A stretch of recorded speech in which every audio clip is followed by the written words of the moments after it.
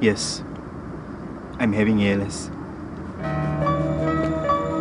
ALS? What is that? It's a form of MND disease. You mean motor neuron disease? Yes.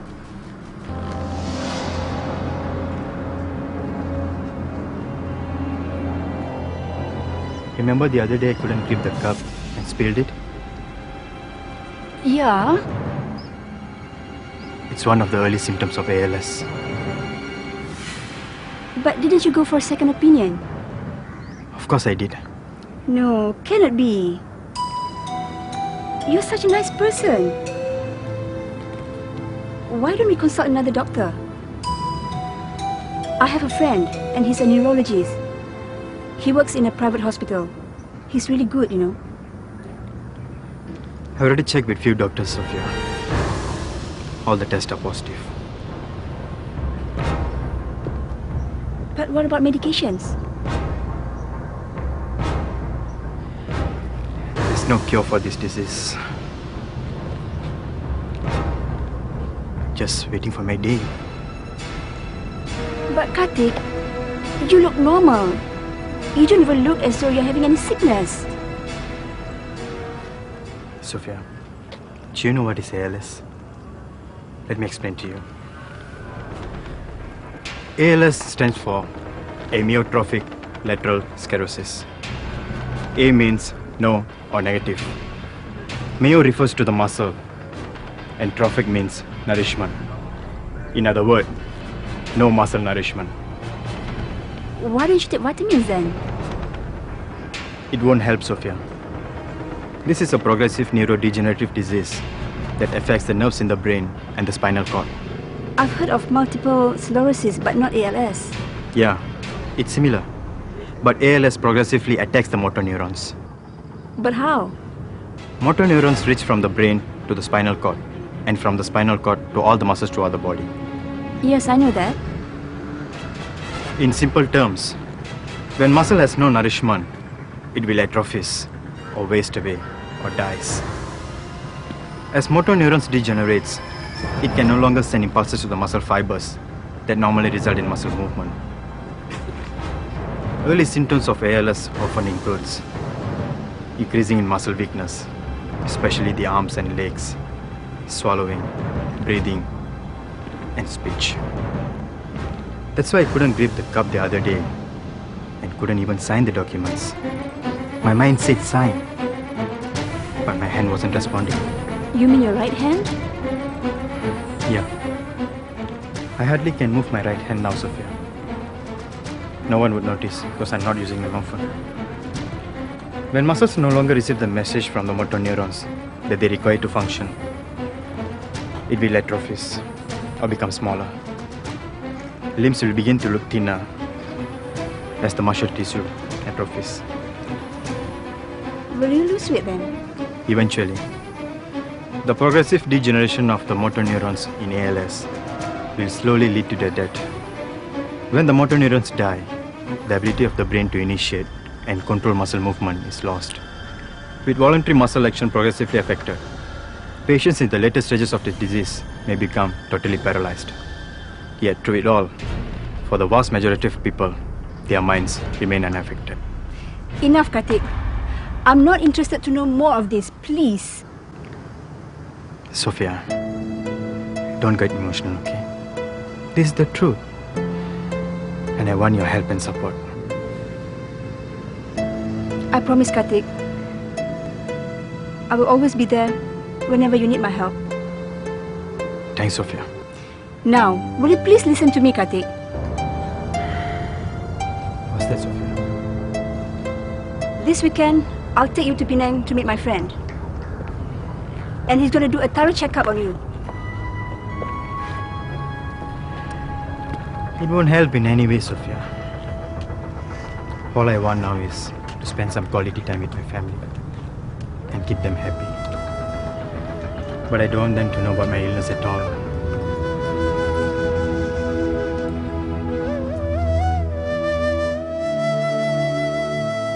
சொல்லுங்கண்ணே, என்ன விஷயம்? எல்லாம் நம்ம அண்ணனை பற்றி தான். அண்ணன் அப்படி பேசுனதுலேருந்து அம்மா அப்பா ரொம்ப கவலையாக இருக்காங்க தெரியுமா? அது எனக்கும் தெரியும். உனக்கு என்ன தெரியும்? அண்ணன் ஏன் அப்படி நடந்துட்டாருன்னு உனக்கு தெரியுமா? எனக்கு என்னவோ அண்ணனுக்கு அந்த நிஷாவை பிடிச்சிருக்குன்னு நினைக்கிறேன். ஏன்னா ஏற்கனவே அவங்க 2 பேரும் அறிமுகமானவங்க. நீ தான் அனாவசியமாக அவங்கள வேணான்னு சொல்லிட்ட. இப்போ என்ன சொல்ல வரீங்க? இங்கே பாருடா, இந்த வீடு ரொம்ப அமைதியாக இருந்துச்சு. எல்லாரும் அன்பாக பாசமாக இருந்தோம். இப்போவும் இருக்கிறோம். ஒருத்தர் மேலே ஒருத்தர் ரொம்ப அக்கறையாக இருக்கிறோம். ஆனால் கல்யாணங்கிறது அவங்க விருப்பத்தை பொறுத்தது. அதில் நாம் அனாவசியமாக தலையிடக்கூடாது. அது அவ்வளோ நல்லதும் இல்லை. அப்படின்னா என்னால தான் அவ்வளோ பிரச்சனை? எல்லாத்துக்கும் நான் தான் காரணம் இல்லை? நான் அப்படி சொல்லலை. அதுக்கெல்லாம் நீ காரணம் ஆயிடக்கூடாதுன்னு தான் சொல்கிறேன். என்ன கொஞ்சம் புரிஞ்சுக்க. கோவப்படாமல் நல்லா யோசிச்சுப்பாரு.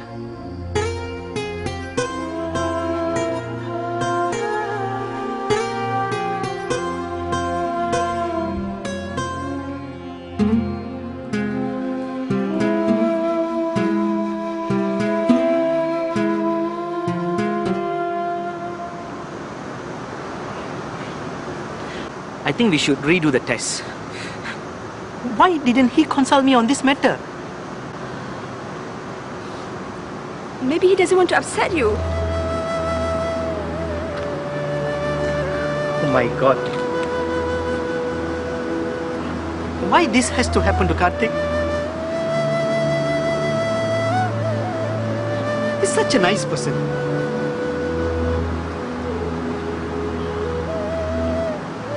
Now I know why he behaved so differently these days.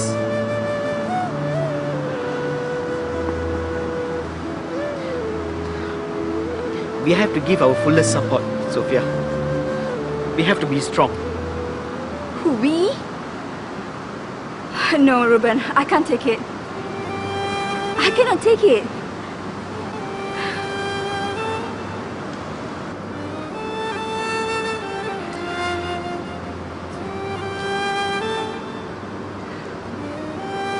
We have to, Sophia. Especially you. He listens to you. You have to advise him to take a lot of rest. If you break down, just imagine how he's going to feel. Precisely. I don't want to make things worse. He has suffered enough. I think we should not talk to him about it now. It might hurt him more. When the time permits, I will try to talk to him. We have to do something about it, Ruben. Don't just let him be like that. He's very ambitious.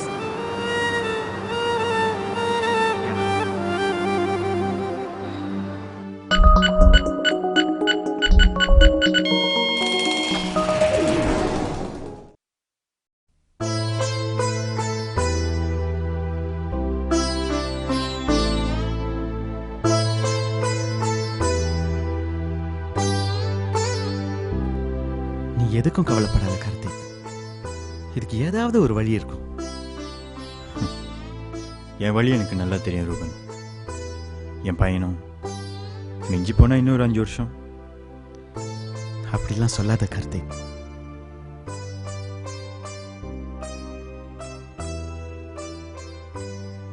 Ruban, இந்த நோய்க்கு ஒன்றும் மருந்து கண்டுபிடிக்கல.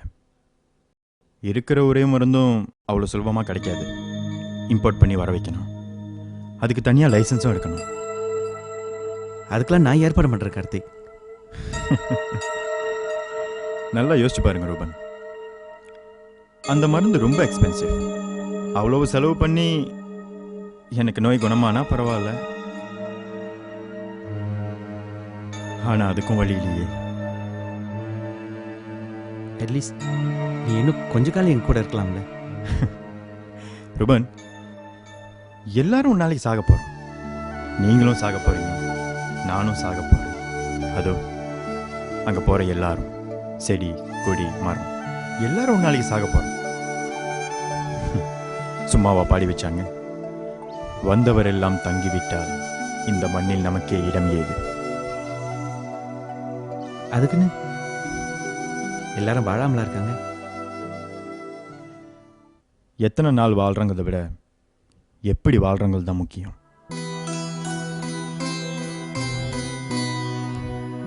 கார்த்திக், அங்க பாருங்க யார் வர்றதுன்னு.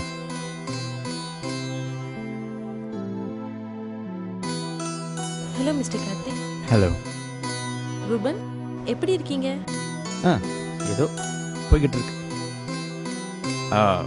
அவர் அப்படிதான் கொஞ்ச நாளாவே வாழ்க்கையை குறை சொல்லிக்கிட்டே இருக்காரு. நீங்க எப்படி இருக்கீங்க? நான் நல்லா இருக்கேன். வாங்களேன், ஏதாச்சும் சாப்பிட்டுட்டே பேசலாம். இல்லைங்க ரூபன், நான் கொஞ்சம் அவசரமா போகணும். ஒரு புத்தகத்தை வாங்கலான்னு தான் வந்தேன். சரி, என்ன புத்தகம் என்கிட்ட கொடுங்க, நான் போய் வாங்கிட்டு வந்துடுறேன். நீங்கள் 2 பேரும் பேசிகிட்டு இருங்க. உங்களுக்கு எதுக்கு சிரமம்? It's my pleasure. கொடுங்க. சரி, இந்தாங்க. இதுல அந்த புத்தகத்தோட டீடைல்ஸ் எல்லாம் இருக்கு. இந்த புக்கு தானே? பேசிகிட்டு இருங்க, நான் போய் வாங்கிட்டு வந்துடுறேன்.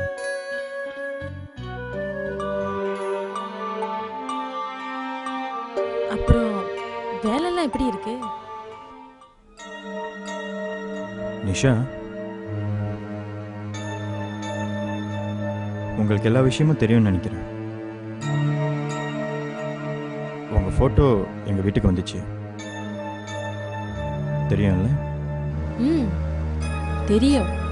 அதான் பழைய கதையாச்சே. அது என்ன பழைய கதைன்னு தான் நான் தெரிஞ்சுக்கணும். உங்களுக்கு இதுக்கு முன்னாடி என் தங்கச்சி தெரியுமா? தெரியும், ரொம்ப நல்லா தெரியும்.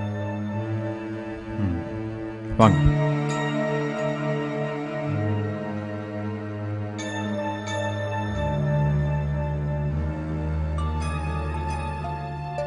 Drinks? Coffee? Have a seat. 2 coffee, please. Thank you.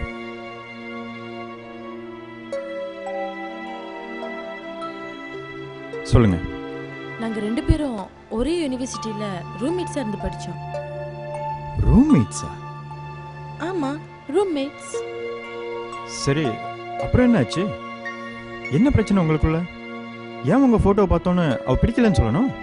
இத நீங்க உங்க தங்கச்சிக்கிட்டே கேட்டிருக்கலாமே. அவகிட்ட சரியான பதில் வராதனால தான் உங்ககிட்ட கேட்குறேன். ப்ளீஸ் சொல்லுங்க. அது ஒரு பெரிய கதை. யூனிவர்சிட்டியில படிக்கும்போது சைலஜா ரொம்ப கண்டிப்பா நடந்துக்குவா. அவளுக்கு ஆண்கள்லாம் ஆகாது, முகம் கொடுத்த பேச மாட்டா. அப்படி இருக்கும்போது ஒரு நாள் யூனிவர்சிட்டியில ரமேஷ்னு ஒரு பையனோ சைலஜாவோ காதலிக்கிறாங்கன்னு ஒரு பெரிய வதந்தி வந்துச்சு. அப்போ அவ அப்படியே உடஞ்சி போயிட்டா. ரமேஷ் ரொம்ப துடுக்கானவன், என்னோட காஸ்மேட். இது அவனே கிளப்பி விட்ட வதந்தின்னு பின்னாடி தான் எங்களுக்கு தெரிய வந்துச்சு. அது தெரிஞ்சிருந்த ஒரு நாள் அந்த ரமேஷ் சைலஜா அரைஞ்சிட்டா. அதை மனசுல வச்சுக்கிட்டு அவன் சைலஜா பழி வாங்கிட்டான். என்ன பண்ணா?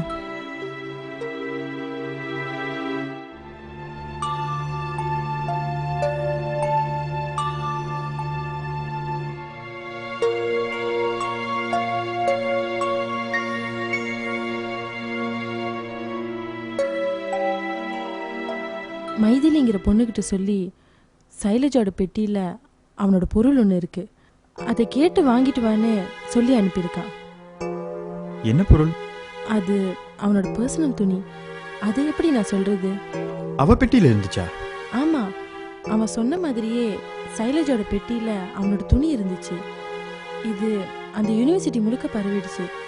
சைலஜாவுக்கும் ரொம்ப அவமானமா போயிடுச்சு. அது எப்படி அவ பெட்டிக்குள்ள? அதுதான் இங்க எல்லாருக்கும் ஆச்சரியமா இருந்துச்சு. சைலஜோட சந்தேகம் என் மேல திரும்பிடுச்சு. நான் அவளுக்கு துரோகம் பண்ணிட்டு தான் நினைச்சு என்னை வெறுக்க ஆரம்பிச்சிட்டா. யாரா இருந்தாலும் அப்படிதான் நினைப்பாங்க. அவளோட கோவம் நியாயமானதுன்னு எனக்கு தெரியும். சைலஜா என்னை எவ்வளவு திட்டியும் நான் அவளை ஒண்ணுமே சொல்லல. நான் சொல்றது எதையும் கேட்கிற நிலைமையிலேயே அவள்ல. அப்போ கடைசி வரைக்கும் அது யாரு செஞ்சதுன்னு தெரியவே இல்லையா? உண்மையிலேயே அங்க அவனோட துணியே இல்லை. மைதிலி தான் அந்த பெட்டியை திறந்து தேடுற சாக்கில் ஏற்கனவே மறைச்சி வச்சிருந்த துணியை எடுத்து காட்டியிருக்கா. இதை அவளே என்கிட்ட ஒத்துக்கிட்டா. ஆனால் இதை நான் சைலஜா கிட்ட ஃபோன் பண்ணி சொன்னப்போ அவள் கேட்க மறுத்துட்டா. இப்போதான் எனக்கு புரியுது உங்கள் ஃபோட்டோவை பார்த்ததும் அவள் ஏன் upset ஆனான்னு.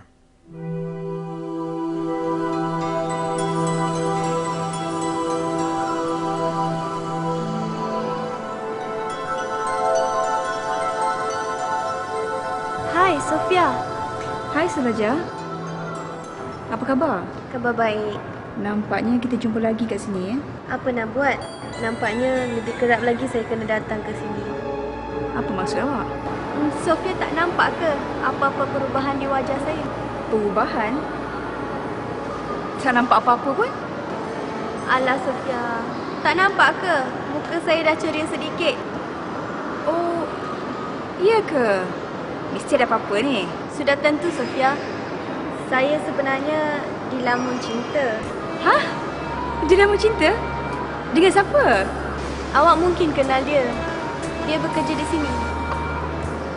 Siapa? Dia kerja kat sini? Dia seorang doktor.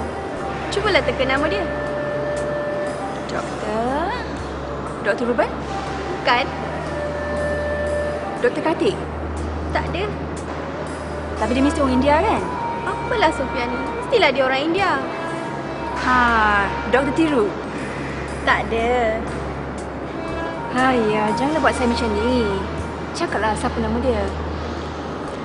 Memang saya nak cakap dengan Sofia. Tapi bukan sekarang. Baiklah, suka hati awak lah. Tapi bila awak rasa nak beritahu, awak bagi tahu.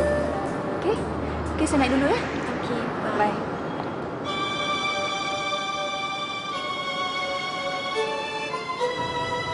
என்னவ ஒரு reaction கூட காட்ட மாட்டா.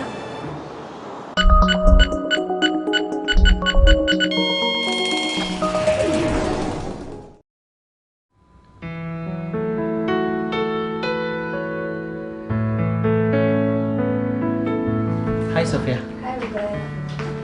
How are you today? Okay. So, any further information? No, Sophia. This disease is not common in Malaysia. Then why you look so tense? Yeah, Sophia. Karthik has to do a microsurgery in 2 days' time, and that is bothering me. He doesn't want the management to know about his problem. Obviously no. But can't we just give some other reasons? Don't worry.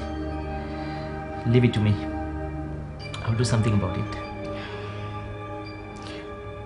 Ruben, Yes, Sophia. do you happen to know anyone by the name of Sailaja? Sailaja? Why? Well, she's my friend, and I've met her a couple of times. And she said that she has a boyfriend working here. Could it be Karthik? Sophia, Sailaja is Karthik's sister. Karthik's sister? Then why did she lie to me?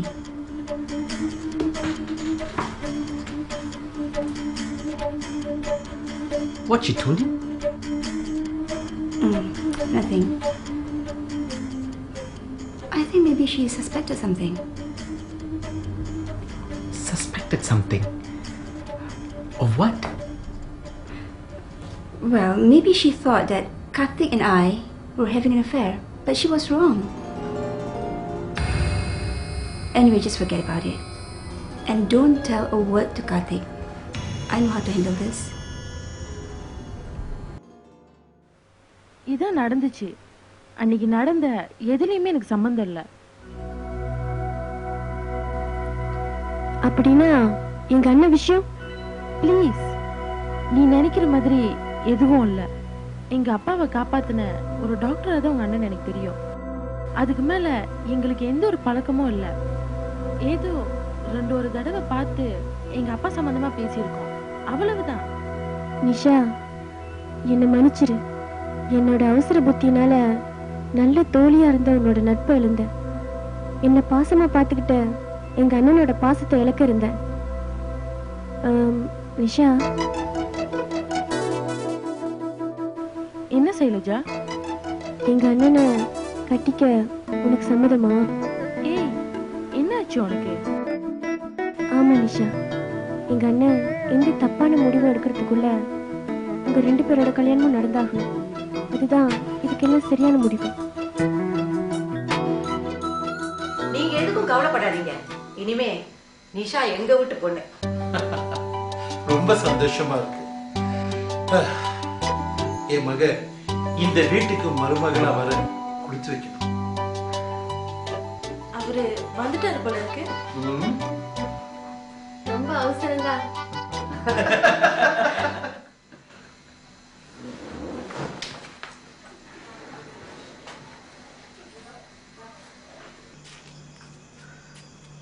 யார் கணேஷ் வந்திருக்கா? Sundaram uncle ஃபேமிலியோட வந்திருக்காருண்ணே. ஏன் திடீர்னு? திடீர்னு இல்லைண்ணே, நீங்கள் நினச்ச மாதிரி உங்கள் ஆசைப்படி தான் இனி எல்லாம் நடக்கும். நிஷாவை எல்லாருக்கும் பிடிச்சிருக்கு, முக்கியமாக சைலஜாவுக்கு பிடிச்சிருக்கு. அதோட முக்கியமாக உங்களுக்கு பிடிச்சிருக்கு. அவங்க வீட்லேயும் நம்ம வீட்லேயும் சம்மதிச்சிட்டாங்க. அதான் நிச்சயதார்த்தத்துக்கு தேதி குறிக்க வந்திருக்காங்க.